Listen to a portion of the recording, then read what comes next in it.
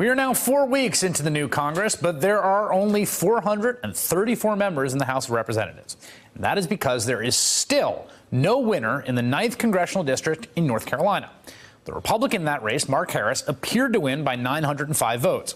But when glaring voting irregularities popped up, the State Board of Elections twice refused to certify those results. And that state board was dissolved by a separate court order. Only today has a new board come together. They could now hold hearings on those voting irregularities, which center around one man in particular, an aide to that Republican Mark Harris, one that Mark Harris deliberately sought out and hired despite warnings and despite a criminal record that included convictions for felony fraud and felony perjury. That man, Leslie McCrae Dowless, appears to have paid people to pick up absentee ballots around Bladen County in the 9th District. Now, here's the thing about that. That is illegal on its face in North Carolina. You cannot do it. And questions remain about whether the ballots picked up by Dowless and his network were ever counted at all.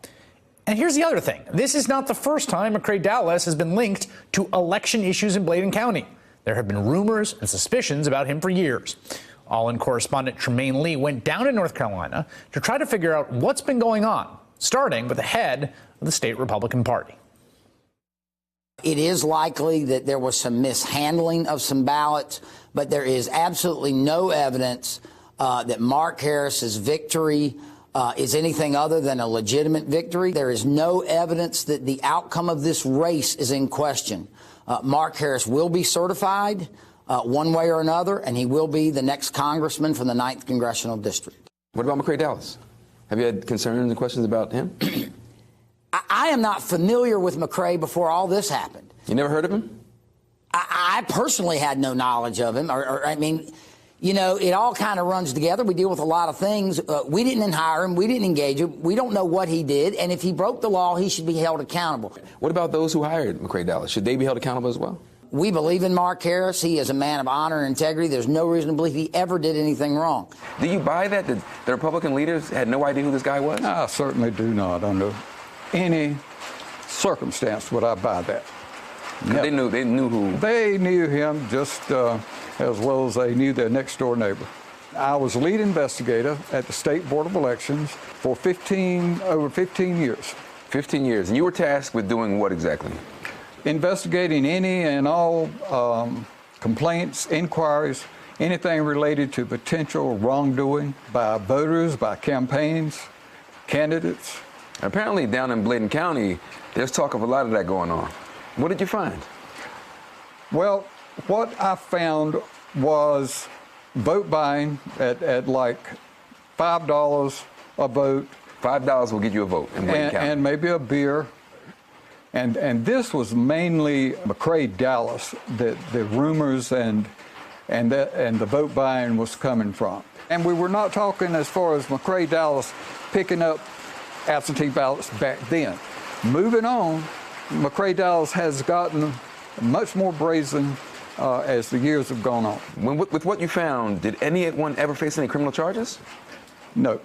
No. No. It should not be that we have to cheat to win. It should not be that we have to rig someone's ballot to win. It took a lot to run for office. A lot of time, a lot of money, a lot of time away from spending time with my wife, spending time with my family, doing things that I like to do. You ran for sheriff and you lost. With everything swirling around the election, do you think that maybe something might have happened in your race? When you look at the 9th District, it covers 9 counties, with Bladen County being involved. If one race in that county is tarnished, to me it tarnished the whole race. Your opponent worked with McCrae Dowless, didn't he? Based on record. Based on record. Now, all I can say based on what's on record. So the election is over, you lose, but you're feeling really good because you ran a fair, clean race. But then things changed. It's one thing to lose when everyone was fair on both sides, but it's another thing to lose when you've been cheated. Do you feel cheated? Oh, absolutely, I do. But what part of it makes you feel cheated? The more and more I hear that ballots were not returned, the more and more I hear that people requested ballots that were never sent to their home, makes me say, and whether or not you cheated me for 5 votes or 1,000 votes. A cheat is a cheat.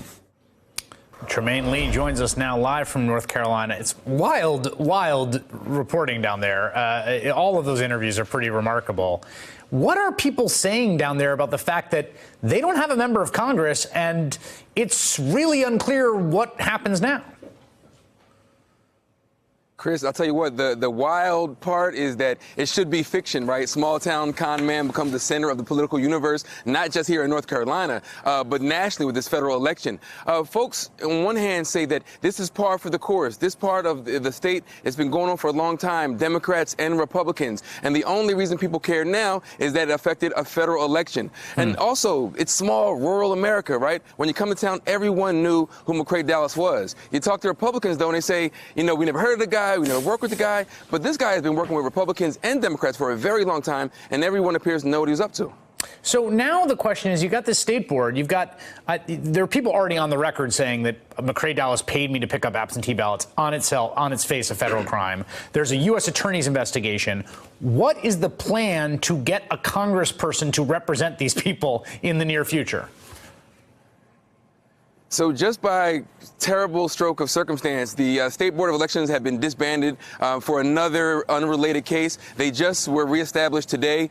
There was a call today with the new members. Next week, they will plan a meeting to actually figure out when they're going to have an investigation, a hearing into what's happening in North Carolina's 9th District. Now, in order to either certify Mark Harris or call for another election, you'll need 4 of the 5 members of the State Board to agree. So it's still early. The investigations have been ongoing. But in the meantime, there's still just rumors and innuendo and this kind of wild yarn being spun. Wait, last question. So you need 4 of 5 to certify or 4 of 5 to get a new election. But you can imagine a scenario in which you can't get a supermajority 4 to agree to either of those, and you just continue not having a member of Congress. Is that right?